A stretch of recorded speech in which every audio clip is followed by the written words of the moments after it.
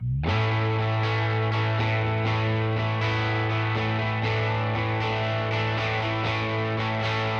are some of the most common emotional patterns or limiting beliefs that you see in clients with dementia after they receive a diagnosis?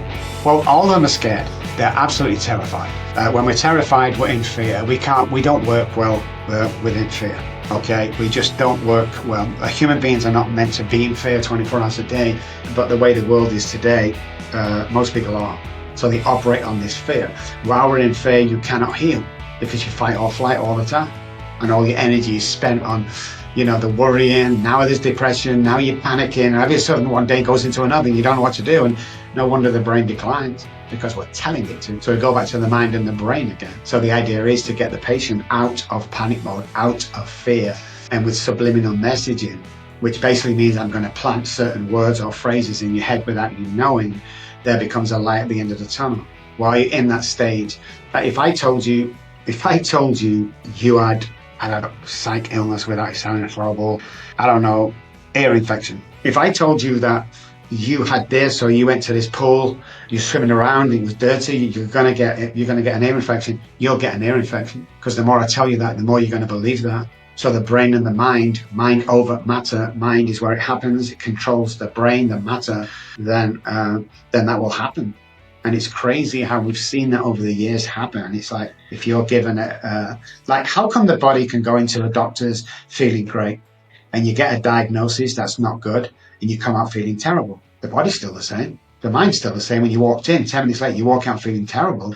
It's because we've heard bad news and we react to that bad news by jumping straight into fear. So we don't look at anything pertaining to psych rationally today. That's also cause for decline. While we're in fight or flight, the body cannot heal. While we're in fight or flight, the body cannot get better because it refuses to hear anything else apart from the bad news. So I spoke at a meeting several years ago. It was 1,000 people in California. 999 said I was fantastic, and one person said I was terrible. Have a guess who I concentrated on for the next 3 months? The one guy. That means that I still have trauma that I have never uncovered. So I had to go back in and do that trauma around that. What happened to me? It's crazy that here goes right back to the childhood trauma that you had. And of course, we normalized my trauma.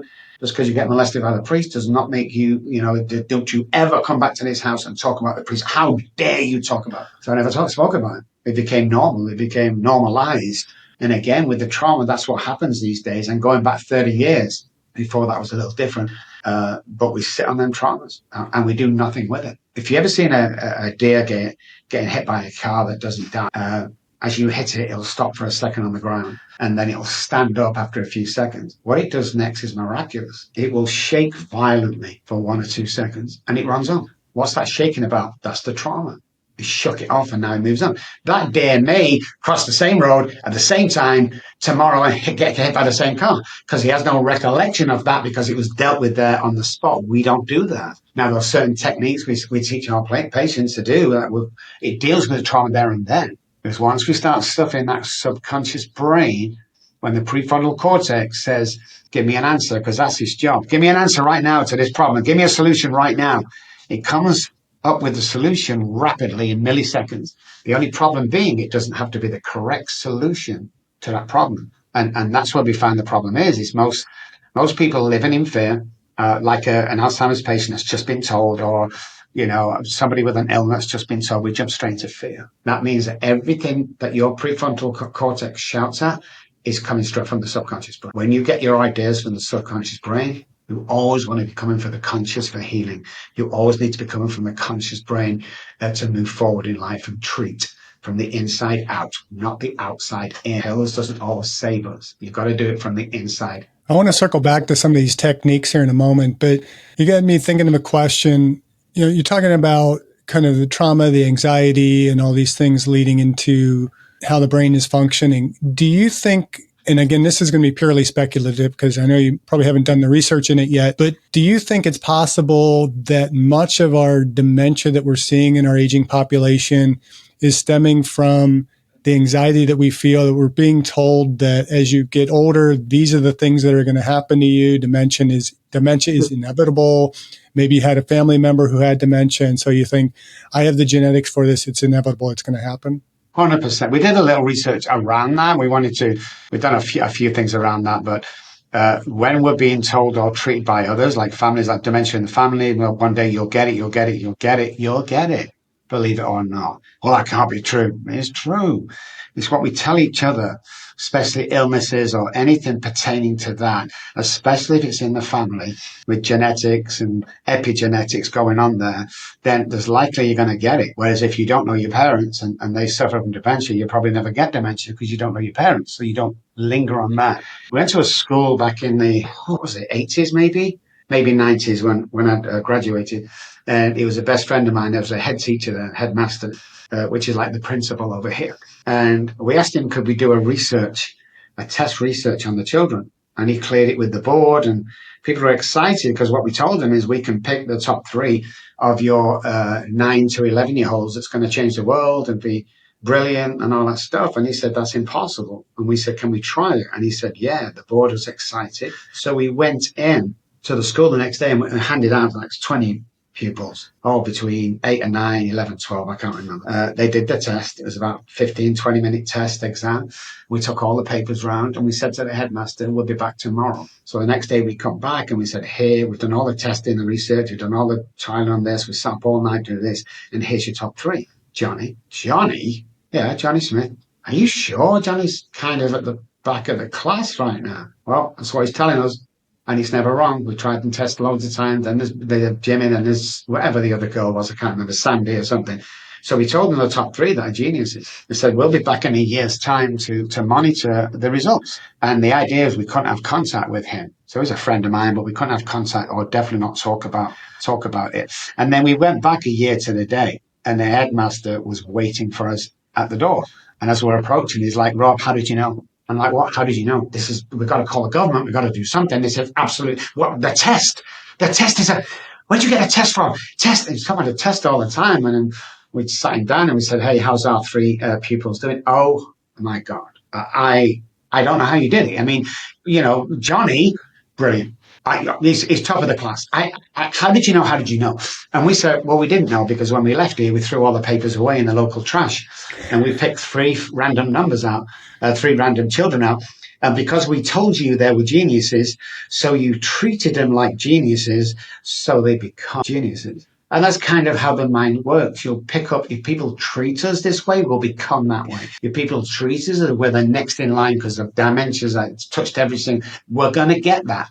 100% get it, where it's a way of changing around to make sure that we steer away and have less chance of getting that. Like I said, we're still in early stages, but it's proven to be true that if we're told often enough, we believe. No matter what it is, we believe it.